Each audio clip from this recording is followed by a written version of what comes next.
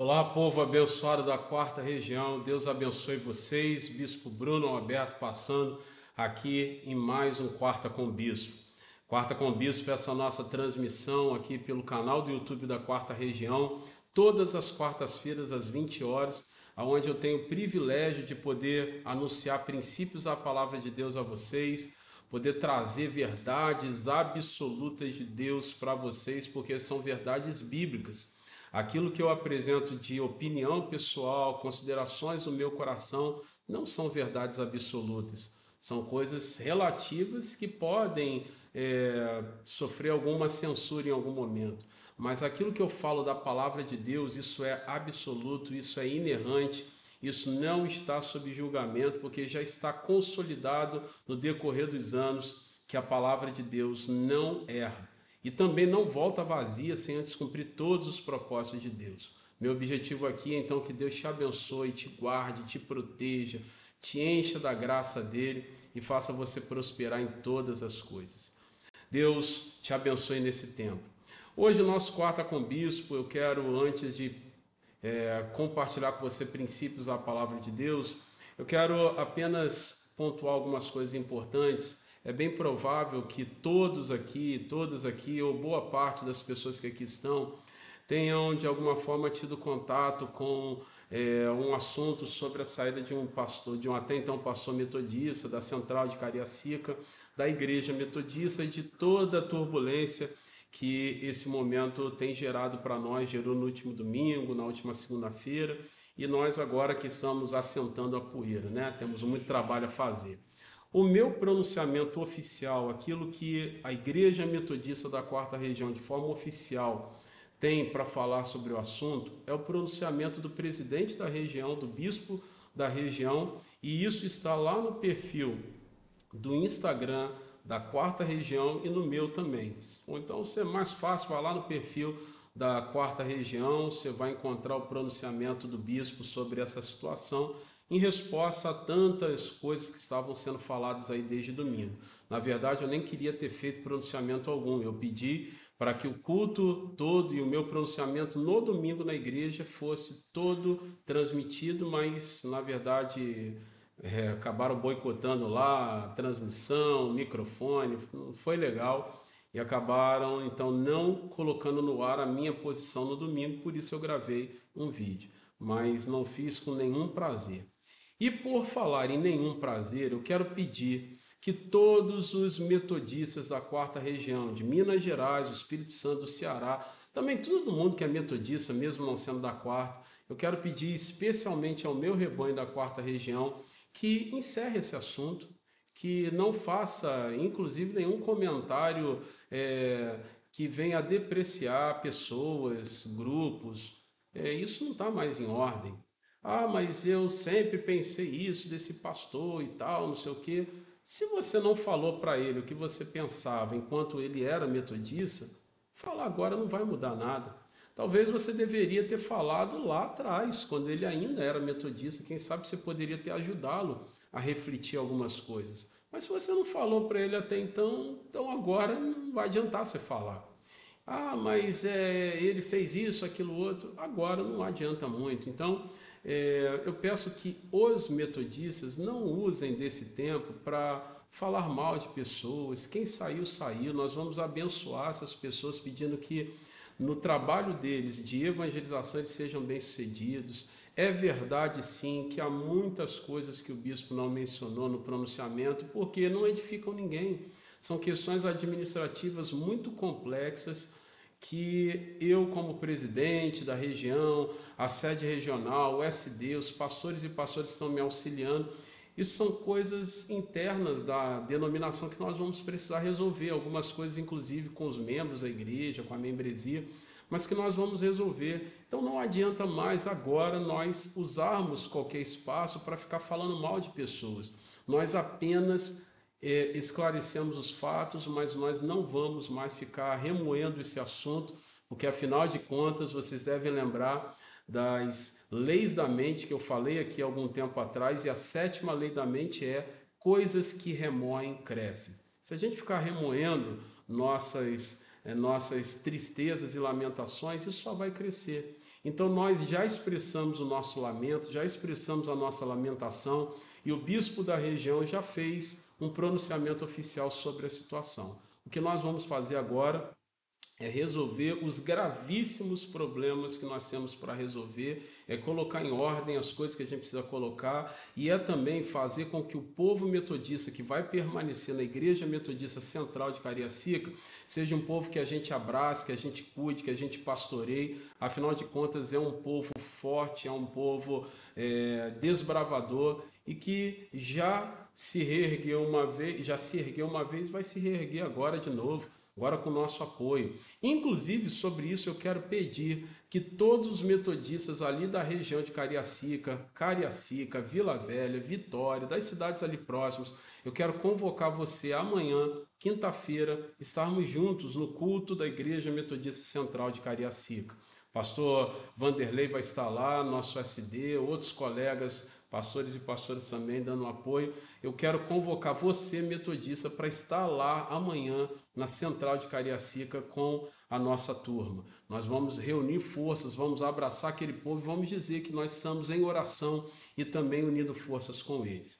Eu sei que domingo é mais complicado você sair da sua igreja para estar numa outra igreja, mas quinta-feira eu sei que nem todas as igrejas se reúnem às quintas-feiras e que é mais fácil você manobrar a sua agenda para estar lá. Então nós metodistas não vamos mais ficar falando de pessoas, em depreciando pessoas ou grupos, e vamos nos concentrar em pregar a palavra de Deus e unir forças com o povo de Cariacica. Se junte a eles já amanhã no nosso culto de quinta-feira. Hoje eu quero ministrar a palavra de Deus a vocês aqui a partir de um texto muito conhecido, que é da mulher samaritana, que está lá em João capítulo 4. Excepcionalmente hoje eu não vou colocar o texto bíblico aqui na tela, mas eu quero ler o texto bíblico com vocês. Eu quero ler o texto de João capítulo 4. Eu não vou ler os versículos de 5 a 15, mas eu vou ler alguns textos que são importantes para os princípios que eu quero destacar. Diz o texto, versículos 6 e 7, que estava ali a fonte de Jacó. Jesus, pois, cansado do caminho, assentou-se assim junto à fonte. Era isso quase a hora sexta. Veio uma mulher de Samaria, ou seja, uma mulher samaritana, tirar água, e disse-lhe Jesus: dá-me de beber. Então, esses primeiros dois versículos tratam aqui claramente de uma predisposição daquela mulher. Mas antes eu quero te falar que nós estamos diante de um texto que trata sobre um encontro transformador. Porque encontrar Jesus é a oportunidade de mudar de vida para todo mundo, para mim, para você, para todo mundo. Se você quer mudar de vida, vem encontrar Jesus. Como disse Filipe ao seu amigo Natanael, vem e vê. Nós devemos refletir nesse texto a partir da experiência da mulher samaritana, tendo como foco o objetivo de associar, de vincular muitas coisas da minha vida, da sua vida, aquilo que a gente tem em comum com o que aquela mulher representava. não é apenas com o que ela estava vivendo, mas com o que ela representava. E esses dois versículos que nós acabamos de ler retrata muito claramente para mim que aquela mulher estava com fortes evidências, fortes indícios, evidenciando fortes indícios de desânimo. Então ali estava evidente indícios de desânimo daquela mulher. Alguém vai perguntar, mas bispo, de onde se está tirando isso? Como que se pode fazer uma afirmação dessa? Olha, quando nós vemos o texto mostrando aquela mulher indo buscar água no poço, quase a hora sexta, ou seja, quase ao meio-dia, quando nós estudamos um pouquinho da história do povo hebreu, do povo judeu, ou seja, samaritanos, judeus ali, daquela turma que era oriunda da galera que Deus formou a partir de Abraão, quando nós vemos ali um pouco da história daqueles povos, nós chegamos à conclusão de que uma mulher que ia quase a hora sexta buscar água, ela não queria encontrar com ninguém, porque era um costume, era uma tradição das mulheres samaritanas e também das judias buscarem água nos poços ou manhã cedinho ou então no final da tarde. Alguém vai dizer, bispo, isso aí está sendo inventado, não é invenção. Por isso que, para nós metodistas, pastores e pastores, pessoas que se sentem vocacionados ao ministério pastoral, precisam ser teólogos e teólogas, porque é uma forma da igreja entender que os seus pastores precisam se capacitar. Então isso não vem do nada, não é invencionice nossa, não é invenção nossa, é história, é cultura do povo daquela área, do povo de Jerusalém, do povo de Samaria. As mulheres buscavam água ou pela manhã cedinho ou então no final da tarde. Quem ia buscar água a hora sexta, por volta de meio-dia, considerando aí o nosso horário, eram pessoas, especialmente mulheres, que não queriam encontrar com outras pessoas. Manifestando aqui, pelo contexto de toda a conversa dela com Jesus, porque isso é reforçado no restante da conversa dela com Jesus, fica claro que aquela mulher estava acomodada com uma vida de pobreza material e emocional. E isso fica evidente quando ela foi buscar água no poço no horário incomum no contexto da época, porque as mulheres, como eu te falei, costumavam fazê-lo cedo ou então ao final da tarde.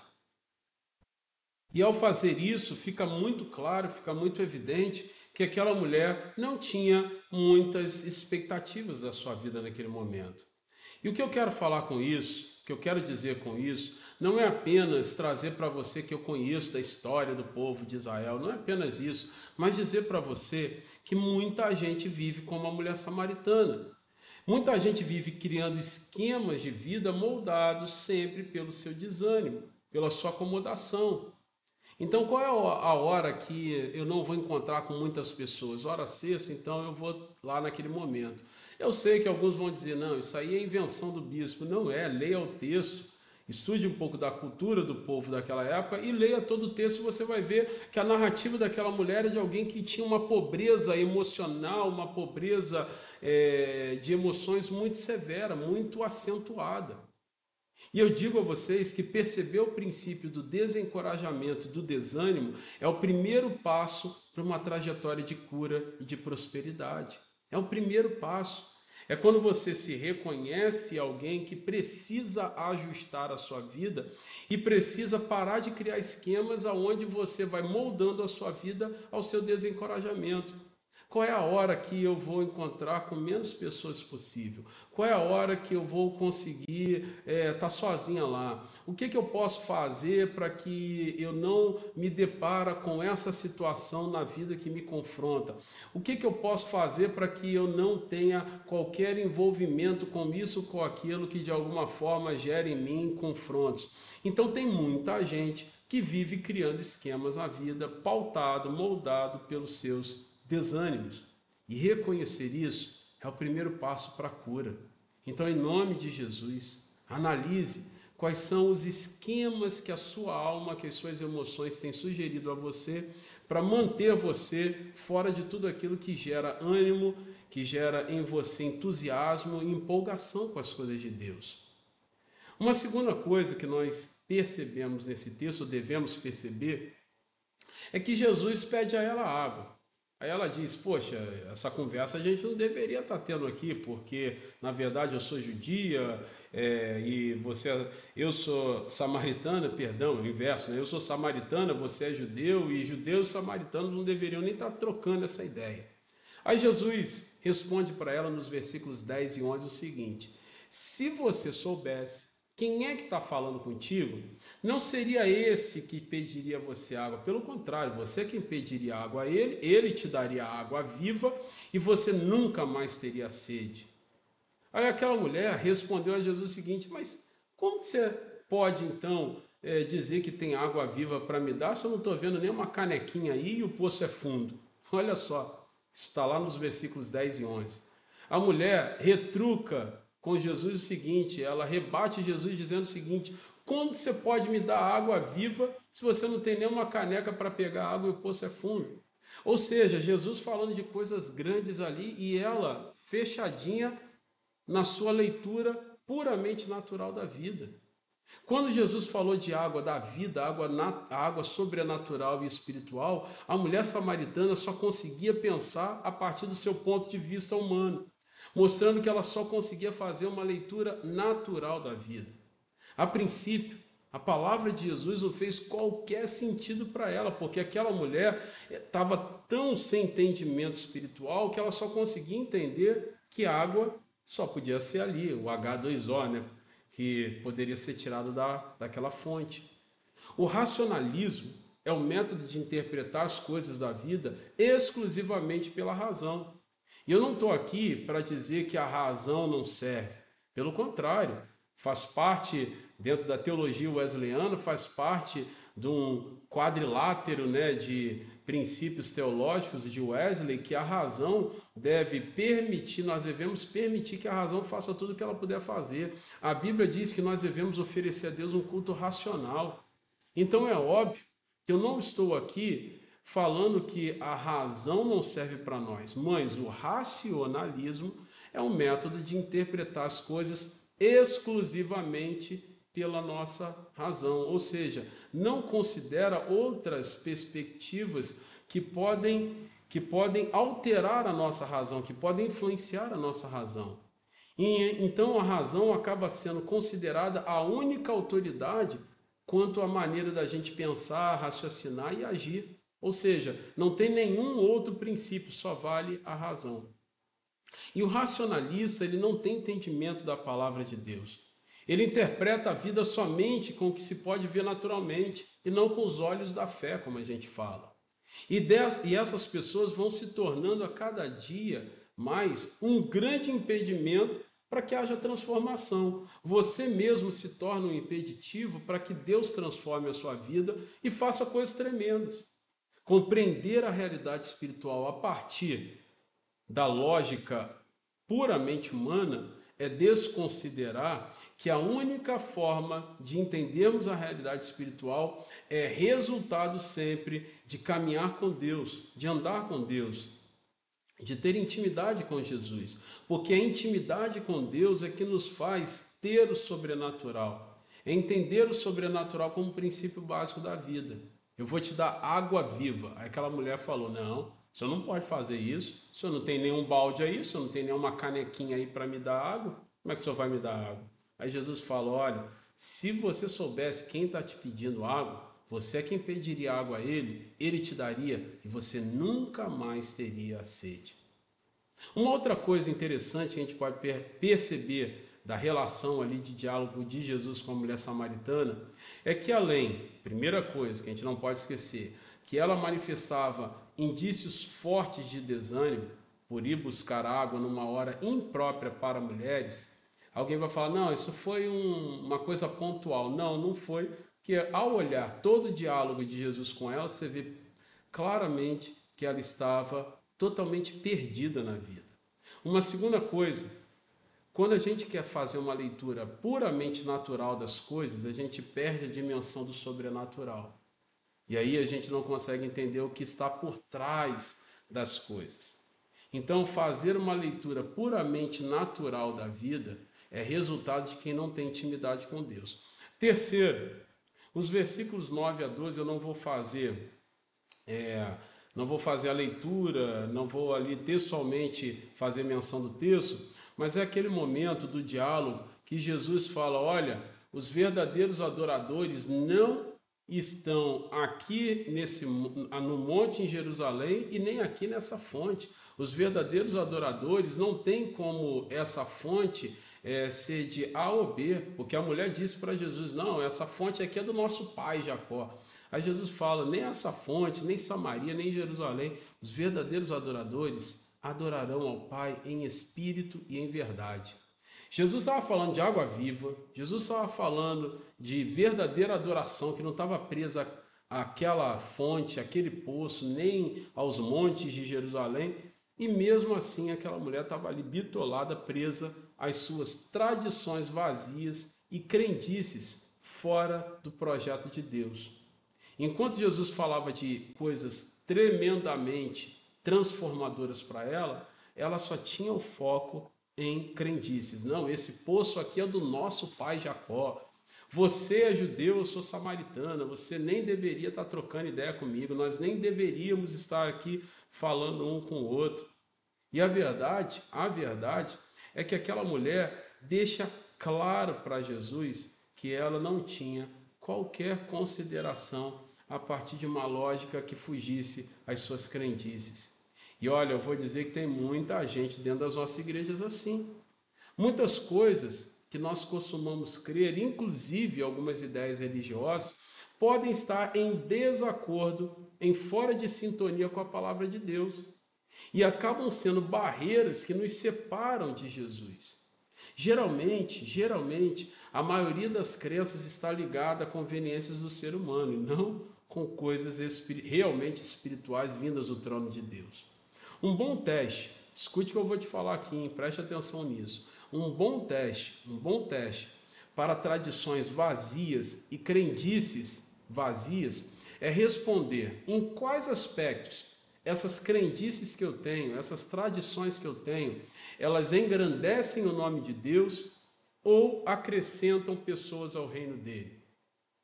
São duas perguntas que a gente deve se fazer toda hora. Essa tradição religiosa que eu tenho, essa crendice religiosa que eu tenho, em que ela glorifica a Deus? Em nada? Então ela não serve. Não, ela glorifica a Deus nisso.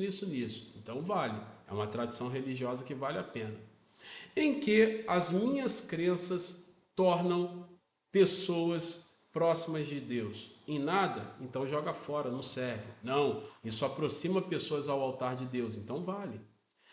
Quaisquer tradições e crendices que não respondem positivamente a essas perguntas, a esses questionamentos que eu te ensinei a fazer, qualquer coisa que não responda positivamente a isso deve ser desconsiderada, deve ser considerada dispensável, não deve ser referência para a nossa vida. Aquela mulher só teve a sua vida transformada quando ela atendeu a exortação de Jesus dizendo: nem aqui e nem em Jerusalém, nem em Samaria, nem em Jerusalém. Deus está procurando os verdadeiros adoradores que o adorem em espírito e em verdade. É isso que vale. E por fim, os versículos de 10 a 14 falam de um confronto que Jesus fez com ela. Jesus disse o seguinte: olha, vá lá buscar o teu marido para a gente continuar essa conversa. Aí ela falou: eu não tenho marido. Jesus respondeu: você falou bem mesmo, você não tem marido. Você já teve 250 maridos aí e esse que você tem aí é rolo seu. É claro que eu estou aqui exagerando, né? O que Jesus está falando é o seguinte: eu sei que a sua vida está toda bagunçada. E ela respondeu: veja que tu és profeta. Então ela passou a acreditar em Jesus a partir do momento que ela foi confrontada. Quando ela teve o confronto da bagunça emocional que era a sua vida, que ela já tinha tido vários maridos e o que ela estava atualmente era um rolo dela lá, que nem oficializado, consolidado aquele negócio estava, ela foi confrontada por Jesus a uma transformação de vida. Porque transformação de vida só acontece após o confronto de nossas atitudes. Se você não tiver a disposição de confrontar suas atitudes e a sua vida, você não consegue avançar. O amor de Deus fica evidente na maneira como Jesus tratou aquela mulher samaritana. Jesus foi paciente. Jesus lhe apresentou possibilidade de uma vida completamente diferente quando ela foi confrontada, quando ele o confrontou. A transformação de vida, guardem isso, só aconteceu com a mulher samaritana, só vai acontecer com a gente após o confronto de atitudes. Toda pessoa madura e bem-sucedida na vida com Deus já teve, ou então são aquelas que terão, em algum momento, que aceitar propostas de mudança de vida que são propostas pelo cristianismo. Eu quero desafiar você, em nome de Jesus, a ter uma vida transformada. E a transformação de vida só vem a partir do momento que nós vamos anulando na nossa vida todo o princípio de desencorajamento e desânimo. Segundo, a nossa mudança de vida, ela começa a ser real, ela começa a ser evidente, ela começa a se manifestar quando nós paramos de fazer leituras exclusivamente naturais da vida. Eu não estou dizendo que você tem que ver anjo e demônio para cima e para baixo, eu estou dizendo que você tem que ter uma perspectiva de Deus. E a perspectiva de Deus é aquela que é gerada a partir de intimidade com Ele. Terceiro lugar, eu estou te falando que você e eu não devemos ficar presos a tradições, a crendices vazias. Se as suas crenças não projetam Deus na sua vida, então não serve.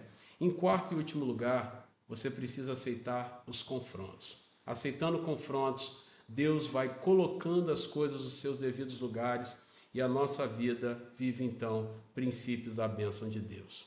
Eu espero você aqui de novo, vou esperar você aqui de novo na próxima quarta-feira, mais um Quarta com Bispo. Lembrando que nós estamos em oração pelo Concílio Regional. Ore pelo Concílio Regional, abençoe essa causa, esteja envolvido. Pastores e pastoras, hoje é dia 30, hein? Dia 30 é a data limite para envio das avaliações da igreja e autoavaliações pastorais também. Não mandem e-mail para a sede, façam tudo pelo sistema aprisco. Deus te abençoe. Próxima quarta-feira, se Deus assim nos permitir, estaremos aqui em mais um Quarta com Bispo. Paz.